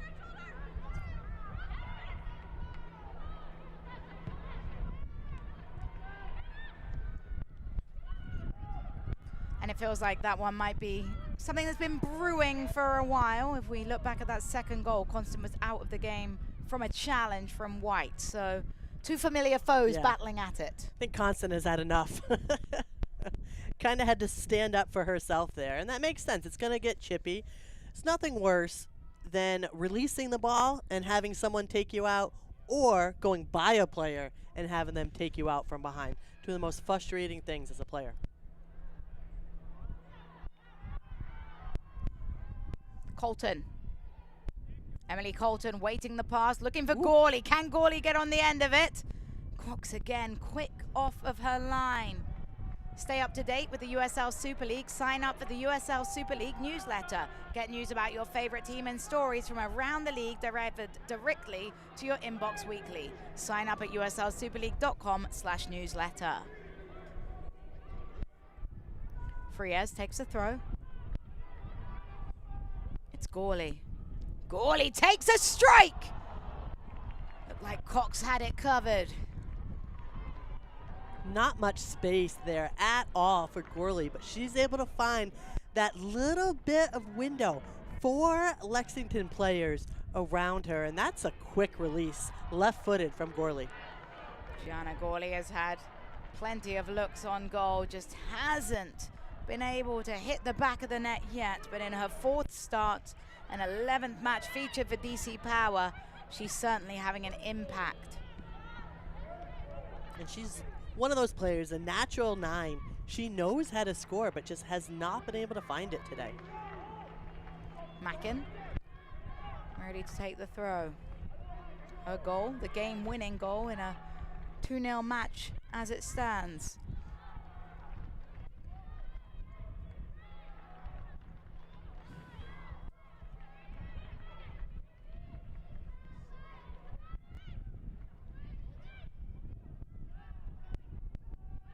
Was a 3-0 scoreline the last time these two sides faced back in December. Lexington the victors of that one. In October before, DC Power were able to win 2-1 courtesy of an Ali Flanagan brace on her debut. So the games have been close. As DC Power getting ready to throw everything at it. Loza Abera coming on in replacement for Kurosaki. It's Myra Conti also coming into the field of play. Loza Abera, the Ethiopian forward. Myra Conti has the honors of being the first ever draftee out of Vanderbilt, and Abera already putting her body in and around the area to Conti. The two subs connecting nicely. Conti gets back to her feet. Conti rounding the defender. Great work by Myra Conti. Abera starts it back with Cujo.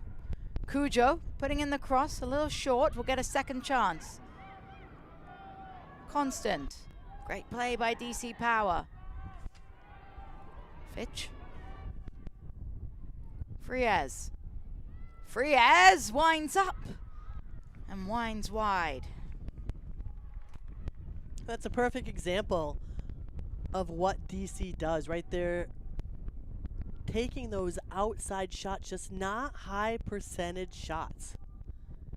They've owned possession tonight. They've been better at possession. They've been able to connect. They've been able to break the lines.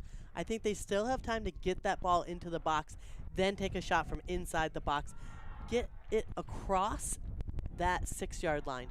It's a tough battle with patience, but also looking up at the clock and realizing that time is ticking. Colton has been really good on this right-hand side. Colton threads it forward to Guiu.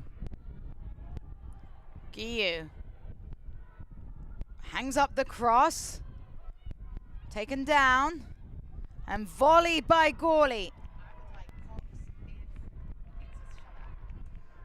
Gawley again, you see it in her reaction. Frustrated that she just can't find the perfect angle for the strike. And it's frustrating as a goal scorer. Right? I know forwards, right? You put the team on your back. You feel it. If your team's not scoring and you're a forward, it falls on you. And it's something that I'm sure Gawley feels and they were able to get goals last game and give everyone that confidence. And coach said they were practicing on finishing all week long. You just feel like it's coming from DC. It's right there. And we've seen plenty of late goals in the Super League this season. So who would count against some late drama from Audi Field? As the ball goes out of play, a bit too short on the pass to Corey Sullivan. And referee JC Griggs has his hands full. Diorio just getting a slight talking to for the aftermath of that throw-in scenario. And we've talked about, you know, this game kind of being bottom of the table, but you can see how much these 3 points mean for each of these teams. Their goal has to be to get in the top 4, but make playoffs. Also how much they've improved. I think there's clear significance from the winter break at these two sides, both improving on the field.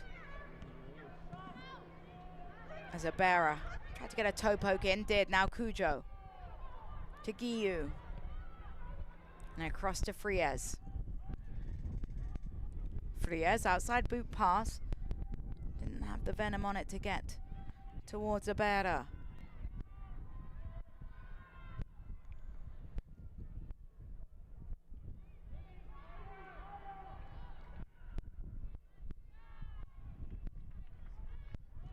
Constant. Through the back line now for DC Power. As Fitch cleared it long.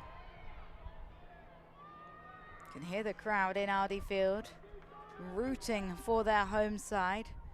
They'd love a goal to celebrate.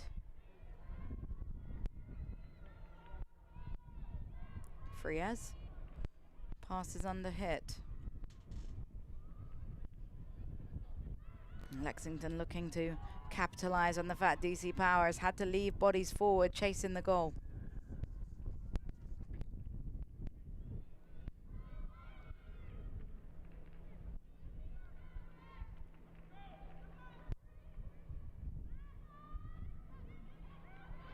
Guiu just waiting for possession, and it doesn't come. Lexington looking to punish, strike from distance, wayward of that far post. A hospital ball from DC United, just too soft. Lexington able to take advantage of it. DC Power haven't read those plays as best they could. Feels like some communication issues at times as Conti earns a free kick. Sam Stockley not impressed with that call from the referee. Look who's at it again, right? Constant and White. Stockley was full of smiles. Nice little battle we've been focusing on today.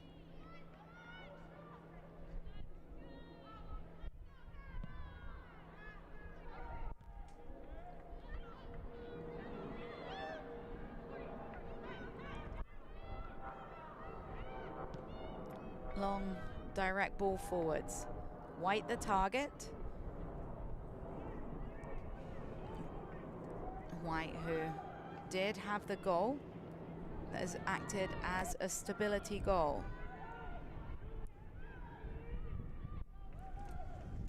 Fitch to Colton. Nice split. Colton finds the runner Friez. Friez lets it run to the byline. Gawley off of the knee. Abera trying to challenge, and Conti can't find Cujo. Diorio. DC Power are knocking on the door. Conti forward to Abera. Loza Abera, Ethiopian national team player. Great pass to Guiu.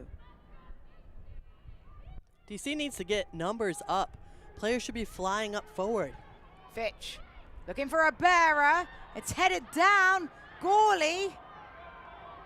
Colton still has the ball inside the box. Back to Gawley. Gawley skips through the challenge. Gawley skips through the next one. Cuts it back. Abera! Loza Abera, the super sub, capitalizes on some beautiful play by Gawley. And DC Power have a lifeline. And you could feel this one coming. Gawley, a natural goal scorer. She knows how to go by players. This time, sends that ball across the box. And Abera able to finish. gets the ball by Cox. And guess what? It's now 2-1. We have a ball game. The super sub scores. Loza Rivera with her first goal for DC Power. And could it give the home side that belief to continue battling for a draw? In that chaos, Madison Parsons does enter the field of play. Parsons, who has been such a pivotal point of Lexington's side, who has recently found herself on the bench. Sam Stockley said, the ultimate professional, willing to do whatever it takes. She might have to do some defending and fighting back here. Gawley is offside.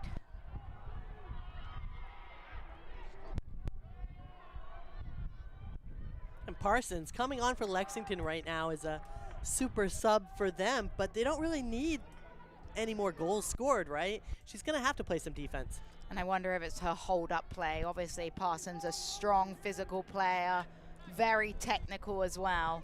An outlet to hold up that ball. We'll see how Sam Stockley utilizes her. Abera will chase this one down. Conti. The subs have really made a difference for DC Power. Phil Nana might have some questions about who gets starting nods ahead of their next game. DC Power have another lower table clash against Spokane Zephyr, traveling to Spokane next weekend.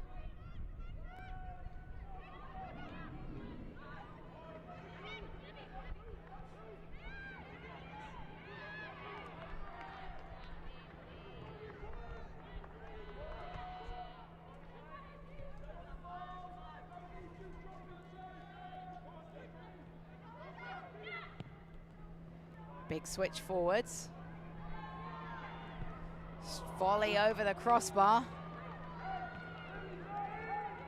It was White, who already has a goal in this game. Now the game-winning goal with DC Power gaining their one goal. And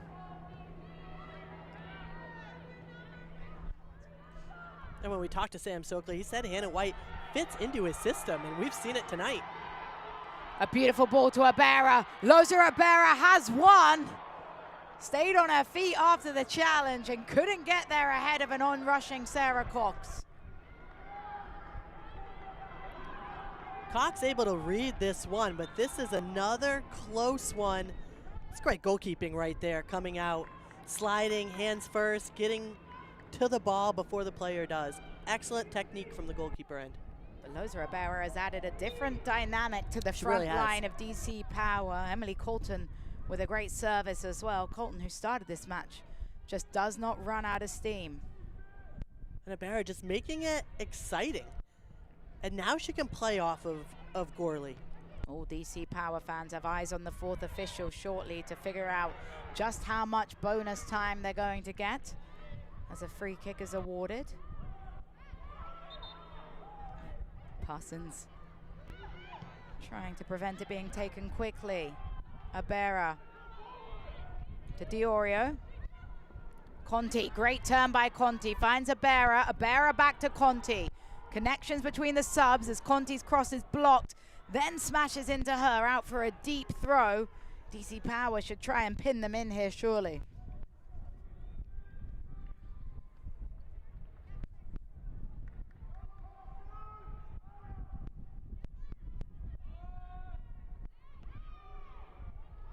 Abera tries to cut it back to Giyu. Cleared only as far as Cujo. Abera, should she bend her run? She did. Abera crosses it deep towards the backside. Controlled down by Friez. Colton, back to goal, spinning. Colton to Friez. Friez puts in the cross. Good first touch by Gorley. Gorley trying to find some space. She's quadruple teamed and can't find an angle.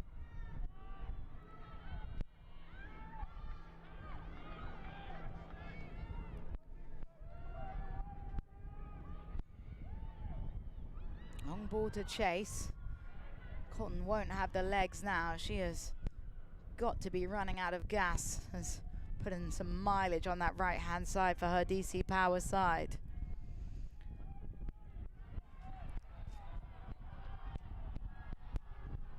Free kick awarded against DC Power. Lexington will look to drain the clock now.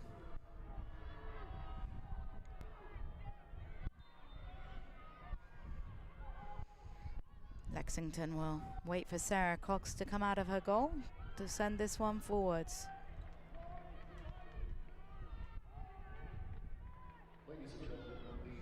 The number, not the number that DC Power fans would have been hoping for. Just 3 minutes of additional time, signified by the fourth official. Lexington Sporting Club and head coach Sam Stockley, the interim, will probably take a sigh of relief that it's not a larger number. Diorio.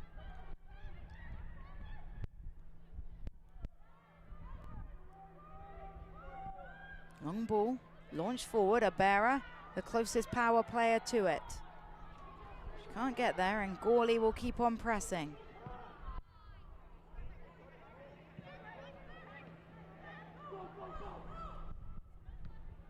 Constant, volleys it clear.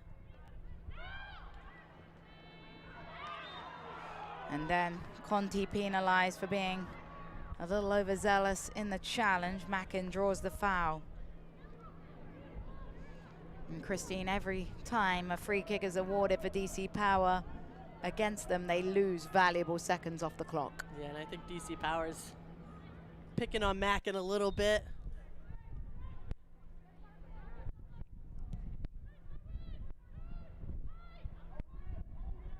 Ball will be sent to the corner. Maddie Parsons trying to drain some clock.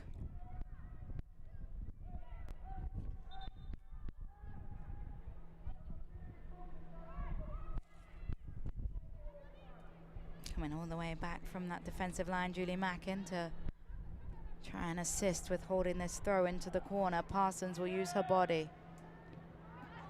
Off of Parsons last, Diorio needs to go quick. Diorio to Abera. Abera back to Guiu. And all the way to Morgan Aquino in goal.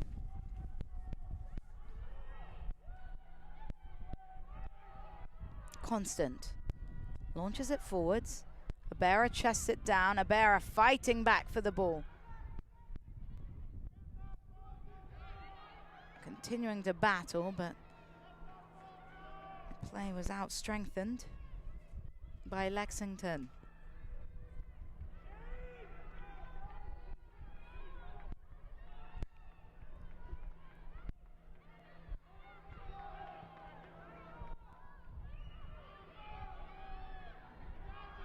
Foot race, and it's kept in play. Great work by Gawley.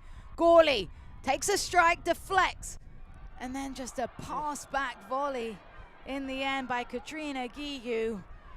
Just couldn't generate the power. Just not enough by DC, right? You see how strong Gawley is when she has the ball at her feet. Another misclearance by Lexington, and DC's not able to capitalize. And that will be the final whistle. Lexington Sporting Club have a victory, and it's interim head coach Sam Stockley's first victory, the first since we've restarted Super League play. A 2-1 victory. DC Power fight hard, Christine, but just not enough from the home side. Just not enough from DC United. They dominated the game. They had possession, not enough quality scoring opportunities. They could not capitalize. Lexington able to escape with a win today. Well, it was a beautiful day for the beautiful game. We'll be back with halftime action following this quick break. Stick with us on Peacock.